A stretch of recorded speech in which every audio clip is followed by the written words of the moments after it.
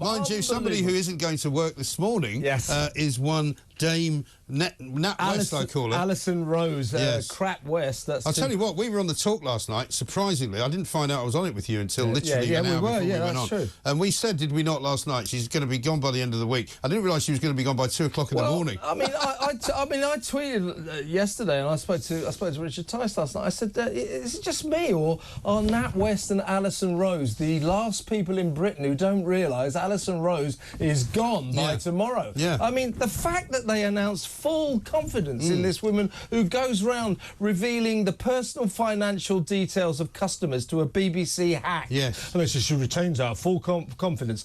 I mean, how can they say that? Who's running this bank? Absolute half-wits. And now Nigel Farage, the man at the centre of this storm, quite rightly in my view, is calling for the Coutts chief executive Peter Flavell to walk the plank. He seems to have dodged all the fire so far. And also the man who said she retains our full confidence, the NatWest chairman, Howard Davis. I think I'm right in saying that NatWest is the biggest bank in this country. I think it's one of the biggest banks in the world. This is so my question is, why are these banks so earth-shatteringly useless? And the answer, in my view, is because they value wokery over efficiency and common sense governance. Yes.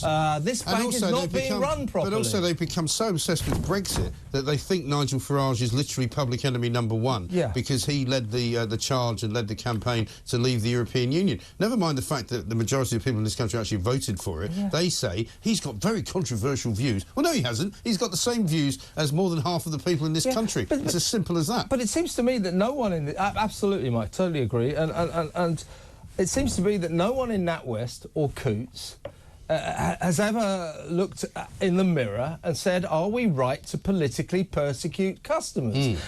You know, any bank that decides, yes, that is right, needs to go out of business. Well, it is not right to persecute people for their political views.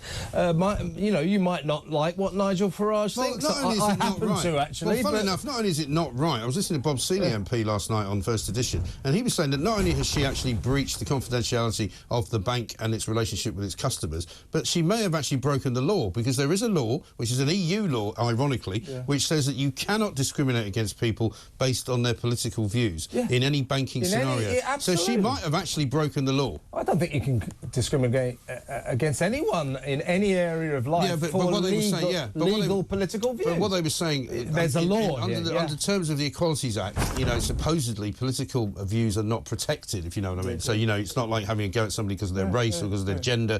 But in this case, it is against the law, according to Bob Seeley, for the bank to have done what they did. And she may be culpable. So somebody tweeted me saying, well, I'm a NatWest customer, and now they got rid of that Farage, I'm really pleased. I said, what about the 10,000 other people whose accounts they've cancelled? It'll be you next, you absolute moron. Now, by the way... I'm going to give you an opportunity, because apparently your poncho is interfering with your microphone, so just rip it off, get rid of it. That's it. There you go. That's what I think of the NHS. Thanks very much. I've always wanted to do Mike Graham with The Guardian. Yay!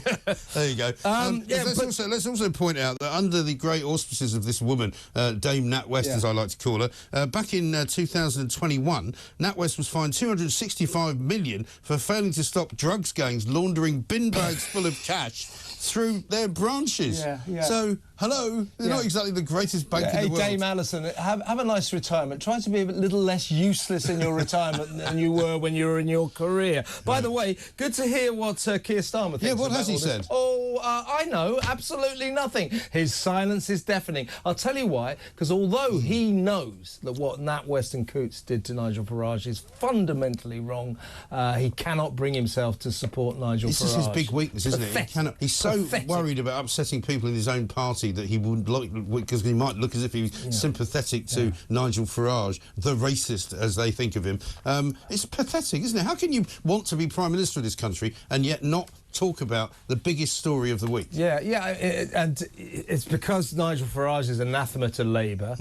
They think, well, if it's him, then whatever happens to him is justified. They're quite happy for it to happen. Well, you know, you've really got to rise above that if you're running a political party and you want to be the Prime Minister of this country. You really What happened to Nigel Farage was fundamentally, profoundly wrong. Banks must be stopped from behaving like this, making moral judgments about their customers, and if they don't, they need to be put out of business. Exactly right. And by the way, one last point. You know, what has Dame Alison, old Dame Woke, and woke NatWest and woke Nat woke. What have they discovered? Don't screw around with Nigel Farage. He has tied them up in knots. Well, he's ripped them to shreds, hasn't he? He really has. I mean, they could actually collapse as a bank as a result of this. More people will go. More people will go. Oh, they'll have to. Will because go. let's before we finish on this, how, as you say, how did we go from them saying at sort of 5, 6 o'clock in the afternoon, everything's fine, absolutely no problem at all. We have perfect confidence, complete confidence in her, and then by 1 o'clock, 2 o'clock in the morning,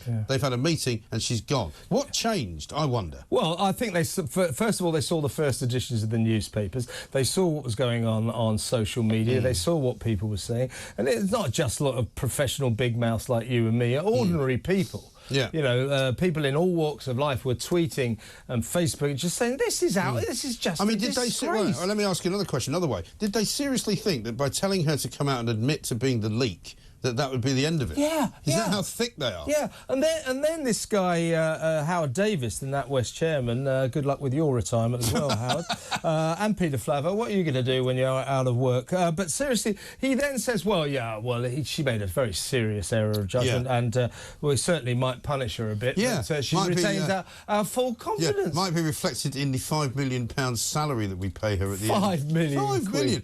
Somebody made a very good point this morning, actually, on David Bull's show. Talking about, whenever we ask these people, why are you paying these people this much money, they always say, oh, well, we need to get talented people. We need to get the sort of people, the private sector would like to have in any other job. Yeah. Well, she's not very talented. Yeah. She's not very good. I wouldn't give her £5, never mind £5 million for a year. Well, Keir Starmer's hired that Sue Gray as the... full of integrity. Well, he'll now hire Dame Alison Rose because she's woke. Ridiculous. Yes.